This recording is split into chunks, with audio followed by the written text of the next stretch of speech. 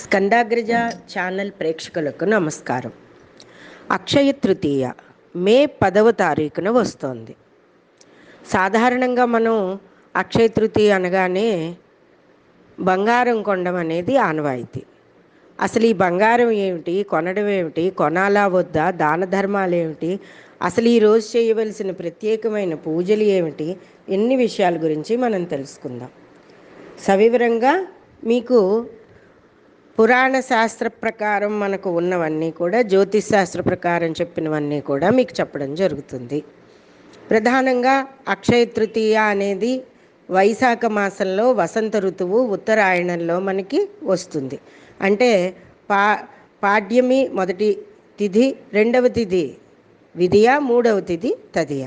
ఈ తృతీయ తిథినే అక్షయ తృతీయ అంటారు. అక్షయము అంటే వృద్ధి చెందునది, క్షయము కానిది, ఇది సంపూర్ణంగా దీని అర్థం. అయితే సాధారణంగా ఇక్కడ ఏంటంటే అందరూ కూడా తెలిసినది లక్ష్మీదేవికి పూజ చేసేయడం, మనం బంగారం కొనుక్కోవడం, వరలక్ష్మీ వ్రతం మాదిరిగా మనం బంగారం కొనుక్కొని లక్ష్మీదేవికి అలంకారం చేసి మనం కూడా వేసుకోవడం అనే ఇదిలోనే మనకి ఎక్కువగా ఇది చాలా కాలంగా జరుగుతుంది. కానీ మనకి ఇది తక్కువండి, మార్వాడీలకే ఎక్కువగా ఇది జరుగుతోంది.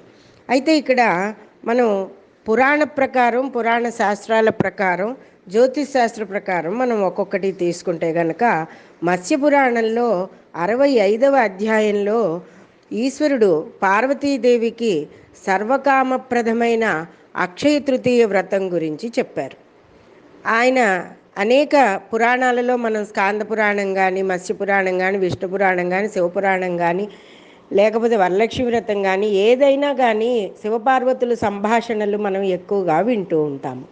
అందులో ఆయన అమ్మవారు అడిగినప్పుడు ఏ వ్రతం చేస్తే అక్షయమై ఏదైనా సరే వెలుగులోకి వచ్చి, వృద్ధిలోకి వచ్చి మనం బాగుంటారు కలియుగ ప్రజలందరూ అని అడిగినప్పుడు, ఏ పుణ్యకార్యాచరణ చేస్తే అక్షయం అవుతుంది అంటే వృద్ధి పొందుతుంది, ఆ పుణ్యం వృద్ధి పొంది తరతరాలుగా కూడా అందరూ కూడా బాగుంటారు అని అడిగితే, ఈనాడు తృతీయ తిథి బ్రహ్మతో కలిసి ఉంటుంది. మనం ఈ చైత్ర శుద్ధ పాడ్యమి నుంచి కూడా కాల నిర్ణయుడైనటువంటి బ్రహ్మదేవుని కూడా మనం పూజిస్తాము. ఇది ప్రధానంగా బ్రహ్మతో కలిసి ఉంటుందిట. అయితే ఈనాడు చేసే ఉపవాస దీక్ష ఏ పుణ్య కర్మని ఆచరించినా కూడా దాని ఫలము అక్షయముగానే లభిస్తుంది. తరువాత ఈ తిథినాడు అక్షయుడైన అంటే మనం ఏం కోరుకున్నా భోగభాగ్యాలని, మోక్షాన్ని, జ్ఞానాన్ని, వైరాగ్యాన్ని అడిగిన తనివే ఇచ్చే దైవమైనటువంటి విష్ణుమూర్తి పూజింపబడతాడు. ఇందులో మనం త్రిమూర్తుల్ని తీసుకుని సృష్టి స్థితిలయకారకులుగా మనం చూసినప్పుడు స్థితికారకుడైనటువంటి విష్ణువుకే మనం ప్రధానంగా పూజ చేస్తాం. ఒక హోమం అవనండి, లేకపోతే కళ్యాణంలో అల్లుణ్ణి శివపార్వతులు అనకుండా ఏమంటారు, లక్ష్మీనారాయణులు అంటారు. లక్ష్మీనారాయణులు అని చెప్పి విష్ణుమూర్తితో పోల్చి అల్లుడి కాళ్ళు గడిగి అమ్మాయిని కన్యాదానం చేస్తారు. త్రిమూర్తుల్లో అనఘస్వామి దత్తాత్రేయుడిగా పూజించినప్పుడు కూడా విష్ణువునే ప్రధాన దైవంగా తీసుకుంటారు. ఇలా చెప్పినప్పుడు మనకి ఇక్కడ ప్రధానంగా విష్ణు భగవానుని పాదాలపైన బియ్యమును చక్కగా అట్టెబెట్టి, అంటే మంచి బియ్యాన్ని దానం చేయాలి అంటే గనక బియ్యాలన్నింటినీ కూడా శుభ్రంగా ఏరి, బెడ్డలు లేకుండా ఏమీ లేకుండా స్వామి దగ్గర మీ స్తోమత మేరకు పెట్టి పూజ చేసుకుని, ఒక మంచి బ్రాహ్మడికి కానీ పేదవాళ్ళకు కానీ ఈ రోజుని పెట్టడం, అన్నదానం చేయడం అనేది వల్ల మనకి తరతరాలు కూడా ఎలాంటి భోజనం ఇబ్బంది లేకుండా మంచి భోజనాన్ని తింటూ 10 మందికే అన్నదానం చేస్తూ ఉంటారట. అంతేకాదు ఈ రోజున అక్షతలను నీళ్లల్లో వేసుకుని ఈ అక్షతోదకముతో స్నానం చేసినట్లయినా అవి కూడా చాలా విశేషము. అంటే వైశాఖ మాసంలో నదీ స్నానం కూడా వైశాఖ పురాణంలో చాలా విశేషంగా చెప్పబడింది. ఆ స్నానం చేసేటప్పుడు అక్షతలని ఆ నీళ్ళల్లో వేసుకుని స్నానం చెయ్యమని కూడా చెప్పబడింది. తర్వాత ఇంకా ఏం చెప్పారంటే బ్రాహ్మణులకు కానీ ఎవరికైనా సరే అన్నదానాన్ని, భోజన దానాన్ని, బియ్యాన్ని దానం చెయ్యమని చెప్పడం జరుగుతుంది. అని చెప్పి పురాణాల్లో ఈ పరమేశ్వరుడు ఈ అక్షయ తృతీయ గురించి పార్వతీదేవికి చెప్తున్నాడు.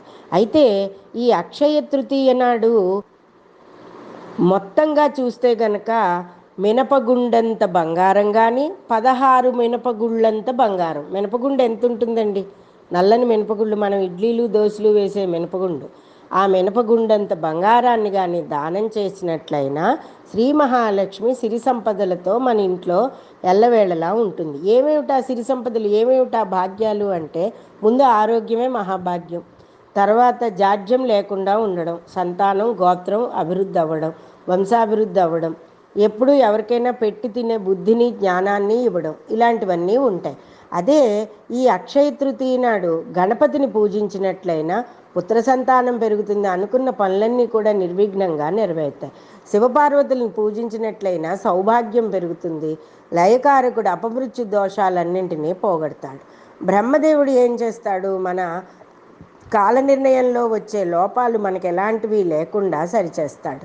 ఇక విష్ణువు ఏం చేస్తాడు? ఇక్కడ మొదలు ఈ వైశాఖ అక్షయ తృతీయ మొదలుగా మళ్ళా వచ్చే సంవత్సరం వైశాఖ మాస అక్షయ తృతీయ వచ్చే వరకు ప్రతి మాసంలోనూ శ్రీ మహావిష్ణువుని పూజించినట్లయితే ఈ రకముగా, అంటే అక్షతలతో నీళ్లు కలిపిన వాటిలతో స్నానం చేయడం, చక్కటి బియ్యాన్ని మహావిష్ణువుని లక్ష్మీదేవిని పూజించడం, పూజించిన తర్వాత అక్కడ బియ్యాన్ని పెట్టి అది బీదలకు కానీ బ్రాహ్మణుడికి కానీ దానం చేయడం, ఎవరికైనా అన్నదానం చేయడం, అలాగే తులసి పత్రాలతోటి మారేడు పత్రాలతోటి లక్ష్మీదేవిని విష్ణువుని పూజించడం, మీకు తోచిన దాన ధర్మాలు చేయడం, జపతపాలు చేసుకోవడం, వీటన్నింటి వల్ల కూడా ఈ సంవత్సర కాలం అంతా చేసిన వారికి అన్ని సంపదలు కూడా మనశ్శాంతితో కలిపి అక్షయం అవుతాయి అని చెప్పబడింది.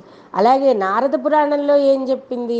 గంగా తీరంలో కానీ గోదావరి తీరంలో కానీ లేదా కృష్ణానదీ తీరం కానీ ఏ నదీ తీరనైనా సరే విష్ణుమూర్తిని లక్ష్మీదేవిని పూజించుకుని అక్కడ దానాలు చేయాలి. ఏవేవిడి దానం చేయాలంటే ఆవు దూడ లేదా ఆవు నెయ్యి, తర్వాత ఇంకేదైనా మీకు ఇవ్వగలిగే స్తోమత ఉన్నవన్నీ కూడా సహస్రాదిత్య సంకాసుడే సర్వకామ సమన్వితుడైన శ్రీ మహావిష్ణువుకి దానం చెయ్యాలి. తర్వాత ఇంకా ఏమని చెప్పబడింది అంటే, గోదానము చేసిన వాడు గోరోమ సంఖ్యలు ఉన్నంత కాలం కూడా స్వర్గంలో ఉంటాడంటే ఆ ఆవు పైన ఎన్ని రోమాలు ఉంటాయో అన్ని రోమాలు కలిగిన ఏళ్ళు అతను ఆనందంగా ఉంటాడు, స్వర్గంలో ఉంటాడు అని చెప్పబడింది. ఇక్కడ మళ్ళా మనం ఇందాక చెప్పుకున్నాం కదా, 16 మినపగుళ్ళ ఎత్తు మొత్తం బంగారాన్ని గనక దానం చేసినట్లయితే మనకి భగవంతుడు మనకి గురుగ్రహ అనుగ్రహం కలుగుతుంది. దానితో పాటుగా ఇక్కడ అన్ని రకాలుగాను మనిషి జీవితంలో ఆనందాన్ని పొందుతాడు. అసలు అక్షయ తృతీయ ఇది. దీనితో పాటుగా అక్షయ తృతీయ నాడు మరింతగా చేసేది అతి ముఖ్యమైన దానం ఏమిటంటే, బంగారమే కాకుండా చెప్పులు, గొడుగు, చాప, ఒక దుప్పటి, వస్త్రములు దక్షిణతో కలిపి ఉదకుంభదానం, అంటే మీ స్తోమత ఉండే వెండి చెంబు, లేకపోతే ఇత్తడి చెంబు, లేకపోతే రాగి చెంబు, లేకపోతే మట్టి పాత్రతోటి ఉదకుంభదానం చేసినట్లయితే మీ పూర్వీకులకి సద్గతులు సంప్రాప్తిస్తాయి. ముందు తరాల వాళ్ళకి కూడా ఆకలి దప్పుల దాహాలు లేకుండా ఆనందంగా ముందుకు వెళ్తారు. అయితే ఇవి ప్రధానంగా ఈ రోజున ఇవ్వవలసిన దానం. అవి కూడా ఏమిటి? విష్ణుమూర్తికి లక్ష్మీదేవికి పూజ చేసిన తర్వాత మనం దానం చెయ్యాలి. ఇది అక్షయ తృతీయ అంటే. అంతేగాని బంగారాలు కొనేయాలని అప్పులు చేసి బంగారం కొనుక్కుని, లేదా ఉన్న బంగారాన్ని ఆ రోజున మార్చేసి బంగారాన్ని కొనుక్కోవడం తప్పు. ఇక్కడ పాపాలు చేసినట్లయితే అక్షయ తృతీయ నాడు తప్పులు మాట్లాడినట్లయితే ఆ పాపం వృద్ధి పొందుందిట, పుణ్యం చేసినట్లయితే పుణ్యం వృద్ధి పొందుతుందిట. అంచేత మనం తోచిన దాన ధర్మాలు చేసి దేవాలయానికి వెళ్ళి కనీసం ఒక బ్రాహ్మడికైనా సరే ఒక 11 రూపాయలు దక్షిణ ఇచ్చి మనం ఆనందంగా ఉండడానికి ఆశీర్వచనం తీసుకోవాలి. కానీ ఈ అక్షయ తృతీయ నాడు బంగారం కొనడం అనేది ఇది మనకి సాంప్రదాయం. తెలుగు రాష్ట్రాల్లో కానీ తమిళనాడులో కానీ కేరళలో కానీ ఇతర ఎక్కడా లేదండి.